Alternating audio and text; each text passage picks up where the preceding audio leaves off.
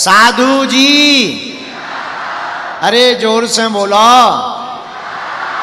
ओ साधु जी,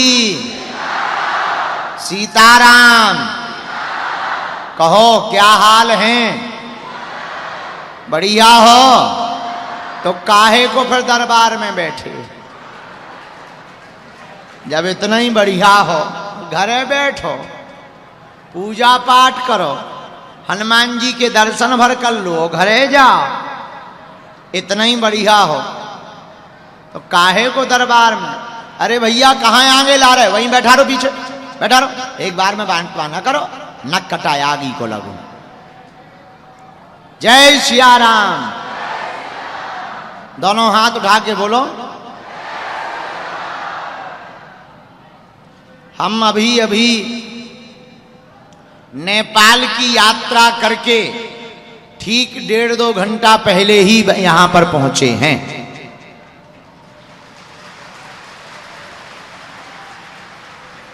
तो हमें कल ही जाना था, लेकिन कल नेपाल के पागलों ने हमें छोड़ा नहीं। निकलने में देर हो गई, कथा थोड़ी देरी से प्रारंभ हुई। दरभंगा में हमारी चील गाड़ी उड़ नहीं पाई। शाम के समय वहां विजिबिलिटी नहीं थी तो उड़ नहीं पाई।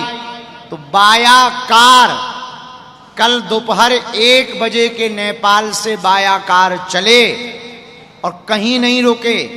एक जगह भोजन भर पाया और एक जगह चाय पी और सीधा बागेश्वर धाम आए, क्योंकि हमने वचन दिया था कि आज दरबार लगाएंगे। तो वचन के पक्के हैं हम। प्राण जाए पर वचन न जाए, इसलिए हम सीधे दरबार में आ गए हैं।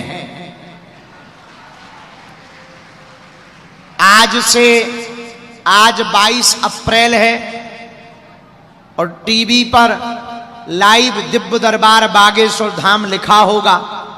दिव्य दरबार 22 अप्रैल बागेश्वर धाम लिखा होगा और आज का दरबार प्रारंभ हो रहा है।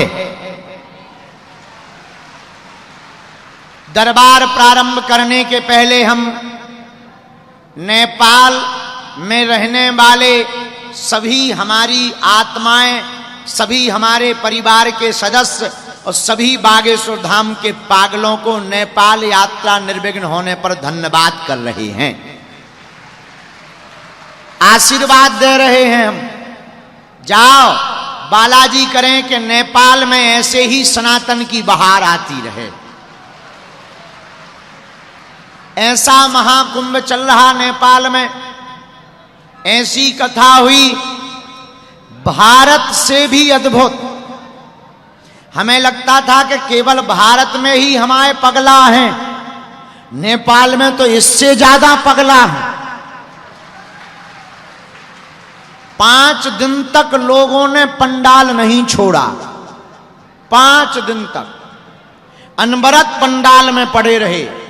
बड़ी दूर दूर से, हम जहां कथा कर रहे थे जंगल था, 20 किलोमीटर कुछ नहीं था।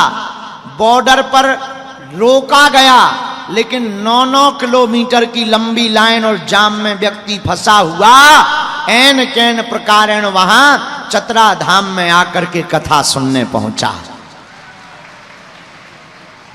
धन्य है नेपाल के लोग, माता जानकी के देश के लोग। लेकिन उनसे हम कह दें, हम भी भारत के हैं जहां के राम जी हैं। नेपाल हमारा मित्र देश है, रोटी बेटी का रिश्ता चलता है। बड़ा ही आध्यात्मिक नाता है नेपाल से पुराना। नेपाल की माता जानकी और भारत के प्रभु राम,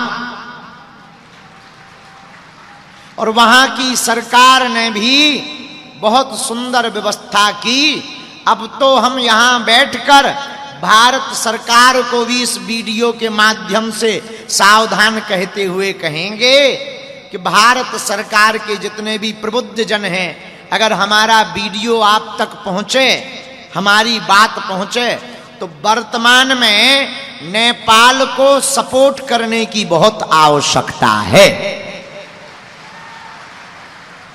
भारत सरकार सहयोग कर रही है, वहां के लोगों ने बताया, वहां कोसी के आए हुए मुख्यमंत्री जी ने हमको बताया, प्रधानमंत्री जी के वहां के सचिव आए थे कथा में, उन्होंने बताया, वहां के जो पूरे देश के पुलिस प्रशासन के हेड थे वो भी आए, उन्होंने भी धन्यवाद दिया भारत के लिए।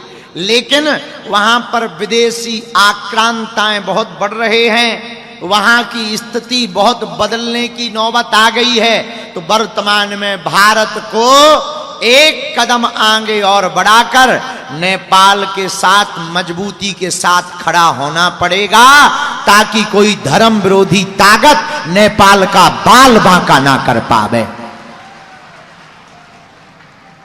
यही हम भारत सरकार को प्रार्थना कहेंगे और पुनः पुनः नेपाल के सभी पागलों को, नेपाल आमा को जय। तुम लोगों को बोलना है जय। नेपाल आमा को, जैसे अपने यहां कहते ना भारत माता की, वहां की नहीं कहते हैं, को। अपने यहां की कहते हैं, जैसे रामचंद्र जी की, जानकी मैया जी की, बागेश्वर बाबा जी की, वहां कहते हैं पशुपतिनाथ को, नेपाल आमा को, जानकी मैया को। हम लोग अपने यहां कहते हैं ना अपने अपने मताई बाप की, वहां कहते हैं आमा बुआ को जय। तो सबको साधुवाद। आज दरबार में जितने भी आगल पागल आए हैं, सबको खूब खूब आशीर्वाद है। दरबार शुरू करने के पहले हम कल की सूचना आप लोगों को दे दें। आज सायं 4:30 बजे से, आज से 3 दिन तक श्रीधाम वृंदावन के सुप्रसिद्ध कथा व्यास हमारे बड़े ही प्रिय ज्येष्ठ भ्राता श्री पुंडरीक गोस्वामी जी के द्वारा हनुमान जन्मोत्सव पर हनुमान चालीसा के अंतर्गत 3 दिन तक कथा सुनाई जाएगी, जो यहां रोज सायं 4:30 बजे से शुरू होगी। आप लोग प्रतिदिन कथा सुनने यहां बैठेंगे। आज से कथा शुरू, और आज ही हमारे दक्षिण भाग में बगल में आहूजा MRM हॉस्पिटल कानपुर के द्वारा स्वास्थ्य शिविर लगाया गया है, उनको भी ताली बजा करके धन्यवाद दीजिएगा। यह लोग मानव सेवा के लिए बागेश्वर हनुमान जी की कृपा पाकर, ये सभी डॉक्टर बड़े प्रशिक्षित डॉक्टर हैं। इनका हॉस्पिटल बहुत ही योग्य हॉस्पिटल है। ये कानपुर से अपनी दवाइयां लेकर, योग्य मेडिकल के डॉक्टर लेकर, प्रैक्टिशनर लेकर बागेश्वर धाम में आते रहते हैं, और आज भी बिना कोई रुपया लिए हुए, बिना कोई शुल्क के दवा भी दे रहे हैं और जांचें भी कर रहे हैं। तो जोरदार ताली बजा करके इनको धन्यवाद दीजिएगा। और बागेश्वर धाम कितना अद्भुत तीर्थ है, जो विज्ञान के लोग उंगली उठाते कि क्या मंत्र से, क्या दरबारों से, क्या पर्चे से कल्याण हो जाएगा राष्ट्र का। ठटरी के बरे भारत के लोगों, उंगली उठाने वालों, कान खोलकर सुन लो। जिस देश में दवाइयां महंगी हो जाती, जिस देश में डॉक्टर लापरवाह हो जाते, उस देश में भभूति की डिमांड ज्यादा बढ़ती है। तो ये हमारा निकम्मापन नहीं, तुम्हारा है कि इस देश में महंगी दवाइयां हैं, तब तो लोग भभूति की तरफ भाग रहे।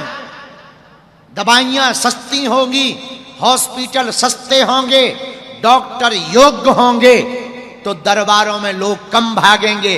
पहले मेडिसिन लेंगे, उपचार कराएंगे। जब गरीब के पास कोई उपाय नहीं होता, दवाई वो करवा नहीं पाता, हॉस्पिटल वो जा नहीं पाता, महंगी जांचें करवा नहीं पाता, फिर बेचारा कहीं तांत्रिकों के चक्कर में, कहीं मांत्रिकों के चक्कर में, कहीं ओझाओं के चक्कर में, कहीं टोना टोटका के चक्कर में पड़ता है और उस चक्कर में अपनी जिंदगी को बर्बाद करता है। लेकिन हमने भारत के लोगों को नया रास्ता दिया है कि तुम्हें दरबारों में नहीं भटकना है, तुम्हें दरबारों में नहीं जाना है, तुम्हें जाना ही हो तो तुम हनुमान जी के चरण पकड़ लो।